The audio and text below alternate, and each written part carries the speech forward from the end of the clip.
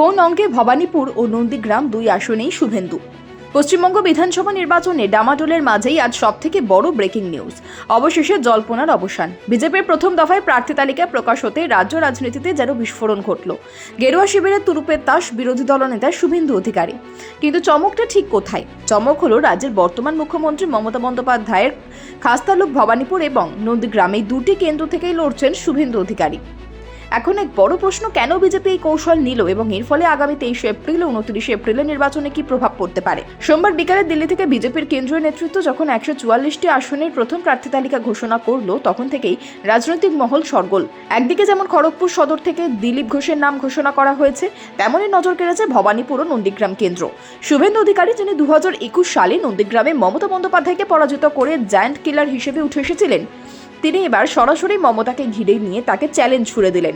ভবানীপুরের অলিগলি এখন পোস্টারে ছয়লাভ। গত কয়েক মাস ধরে শুভেন্দু অধিকারীকে এই কেন্দ্রে নিয়মিত দেখা গিয়েছে, কখনো দোলযাত্রা উদযাপন, আবার কখনো জনসংযোগ। শুভেন্দু যেন বুঝিয়ে দিচ্ছিলেন লড়াইটা এবার শুধু নন্দীগ্রামে সীমাবদ্ধ থাকবে না। অন্যদিকে নন্দীগ্রাম শুভেন্দুর কাছে শুধুই একটি আসন নয়, এটি তার ভদ্রাসন, তার আত্মিক সম্পর্কের জায়গা।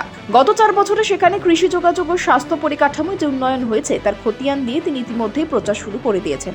রাজনৈতিক বিশ্লেষকদের মতে বিজেপি কেন এই পথে হাঁটলো? প্রথমত, ভবানীপুরে মমতা বন্দ্যোপাধ্যায়কে ব্যস্ত রাখা। যদি শুভেন্দু ভবানীপুরে মমতাকে চাপে রাখতে পারেন, তাহলে তৃণমূলের সামগ্রিক প্রচার কৌশলে বড় ধাক্কা লাগবে। দ্বিতীয়ত, নন্দীগ্রাম হাতছাড়া না করা। নন্দীগ্রাম বিজেপির কাছে সম্মানের লড়াই, আর ভবানীপুর হলো ক্ষমতার কেন্দ্রবিন্দুতে আঘাত। কিন্তু এই সিদ্ধান্তকে বিজেপির জন্য বুমেরাং হতে পারে। তৃণমূলের তরফে তীব্র আক্রমণ শানানো হয়েছে। তৃণমূলের মুখপাত্ররা বলছেন শুভেন্দুর পায়ের তলা থেকে নন্দীগ্রামের মাটি সরে যাচ্ছে, তাই তিনি এখন ভবানীপুরে পালাচ্ছেন। তৃণমূলের চ্যালেঞ্জ, সাহস থাকলে শুধু একটা আসনেই লড়ে দেখান শুভেন্দু। অন্যদিকে শুভেন্দু অধিকারী কিন্তু অবিচল। সাংবাদিকদের প্রশ্নের উত্তরে তিনি স্পষ্ট জানিয়েছেন, বিজেপিতে ব্যক্তি সিদ্ধান্ত চলে না, দল যা সিদ্ধান্ত নিয়েছে তিনি তাতেই রাজি। তিনি বলছেন, নন্দীগ্রাম আমার আবেগ আর ভবানীপুর পরিবর্তনই আমার লক্ষ্য। নির্বাচন কমিশন এই বছর বাংলাকে 2 দফায় ভোটের জন্য বেছে নিয়েছে, 23 এপ্রিল এবং 29 এপ্রিল। গণনা 4 মে। এই ছোট ব্যবধানের নির্বাচন প্রক্রিয়ায় শুভেন্দু 2 আসন থেকে লড়াই করার সিদ্ধান্ত কতটা কার্যকর হবে তা নিয়ে সংশয় থেকেই যাচ্ছে।